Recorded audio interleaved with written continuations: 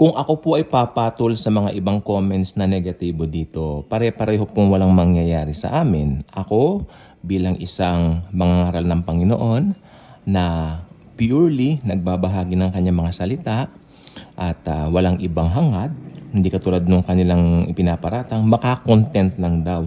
Hello? Anong makakontent man lang? Hindi. Hindi. Minsan paulit-ulit yung laman ng mga content because I have to remind everyone.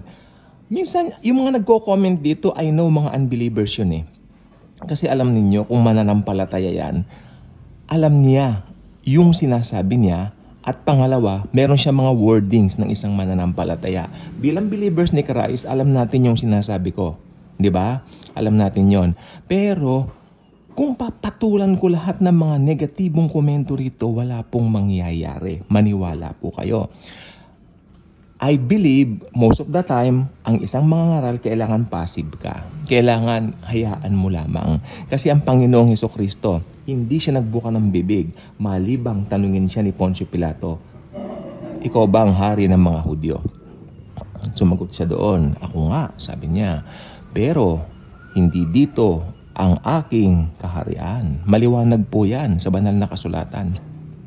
Ngayon, mga nagko-comment dito na alam kong hindi believers, lalo na yung mga ginagamit nilang wordings, hindi biblical wordings, hindi Christian wordings. I know. So, palagay niyo, papatulan ko yon. Okay? Pangalawa, doon sa part ng mga nagko-komento. Okay? Doon sa part ng mga nagko-komento. First and foremost, meron silang sariling opinion. Karapatan po nila yon. Pangalawa, sila po ay malaya sa kanilang opinion. Okay? Again, sa part nila, meron silang opinion, pangalawa malaya po sila.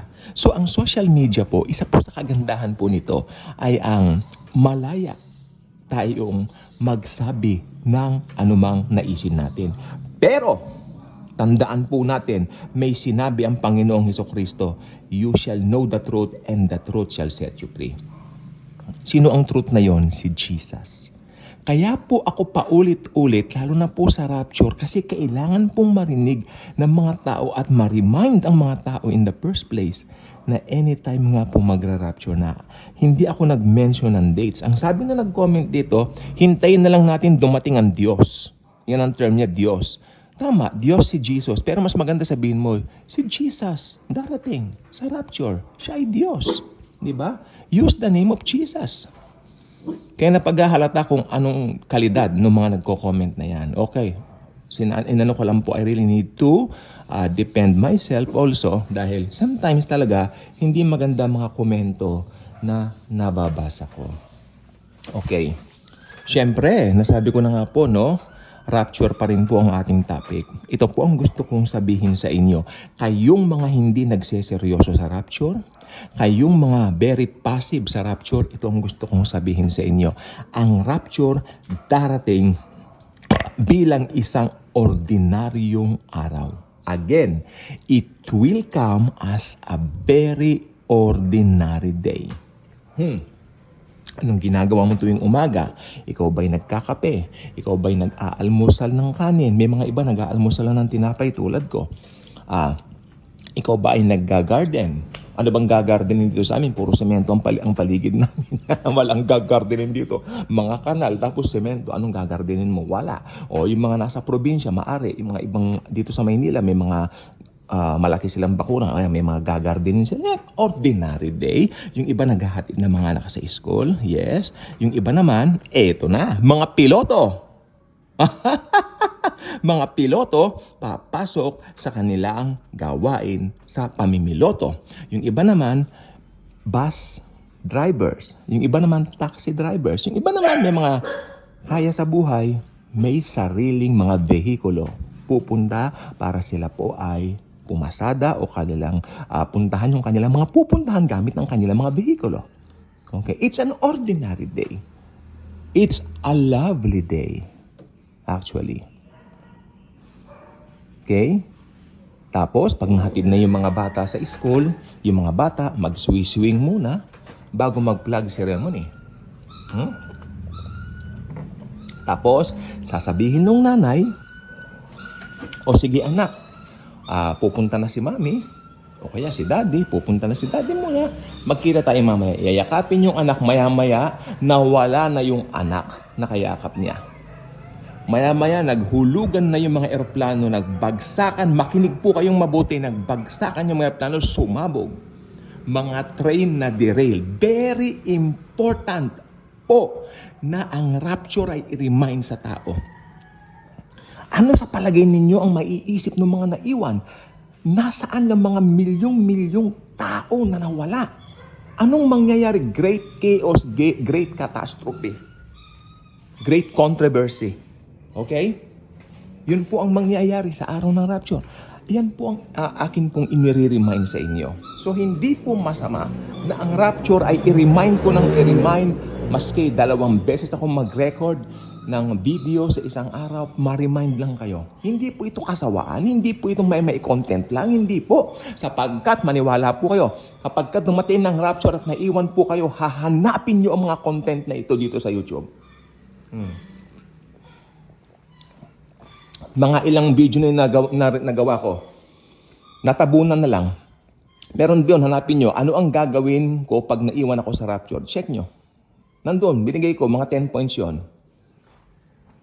Hindi po ito pa may content lang. Sapagkat ako may trabaho po ako, may mga ginagawa rin po ako. Pero, bilang mga ngaral ng Panginoon, hindi ko sinasabing obligado, kaligayahan ko na i-remind kayo kung ano ang mangyayari sa araw na yaon. Sapagkat ang araw na yaon ay walang nakaalam. Maliwanag po yan. Unlike sa second coming, mabibilang mo from the day of the rapture, bumilang ka ng 7 taon, that's it. 7 years, that's it. Jesus will come together with us na. Yung mga ni-rapture niya, yun ang kasama niya sa kanyang second coming. Okay? Kaya, kayong mga preachers ng nangangaral ng rapture, huwag kayong magsawa. Maski sabihin parang sirang plaka, sirang CD na tayo, okay lang. Okay lang. Araw-arawin nyo. Kung masipag kayo, maka 5 record ang gawin nyo. 5 record ng mga video, sige lang. O bakit? Kung ayaw makinig, ayaan nyo, maiiwan sila. Yung mga may gusto, may puso to listen to this, to watch this, mararapture sila. Kasi wala namang ibang dahilan para marapture ng tao. Maliban kay Hesus Kristo. The only way, the truth, and the life. Naku, magagalit na naman yung aking viewer dito na galit sa mga aso. Kung galit po kayo, mas galit po ako dahil nagko-content ako, sukat maingay. Hindi naman po natin mapipigilan. Alam niyo dito sa syudad, mga sasakyan, parot parito. Kaya please bear with me. So ayun, ako, kwan lang po ito ha, malasakit po ito. Kasapagkat yung mga sinasabi ko dito, inaral ko ng ilang taon, hindi po ito yung parang binasa ko lang sa comics. Hello? Ito po ay katotohanan ng banal na kasulatan. Oh. Ngayon kung makikinig kayo, manunood kayo, salamat. Kapakinabangan nyo yan. Hindi naman sa akin eh. Ang mga bagay na sinasabi ko, matagal ko nang alam ito. Pero inuulit-ulit ko because of my love for the brethren and for the world and for all the people. Sapagkat, sabi ng Panginoong Hesus, di ba? Tulad ng pag-ibig ko sa inyo, mahalin nyo ng ibang tao. Hindi ba pagmamahal yan? Oh, nakukulitan kayo sa akin, malamang ako nakukulitan na rin sa sarili ko. Whenever I record, pare-pareho ang sinasabi ko. But, itong gusto kong sabihin, the Word of God is powerful. The Word of God, there is something in it that every time I repeat it, I don't understand myself. Why? Why is there's this feeling that I think that I just mention it for the first time, parang ganon. I don't think that I'm kakusa sa sarili ko. I don't think that I teach this for a long time. I thought that I just teach this now, sabi ko. Parang ngayon lang, as if I teach this lesson now. There's a new revelation in everything. Oh, may bagong revelation. There's a new revelation every time na binabanggit natin ang salita ng Panginoon.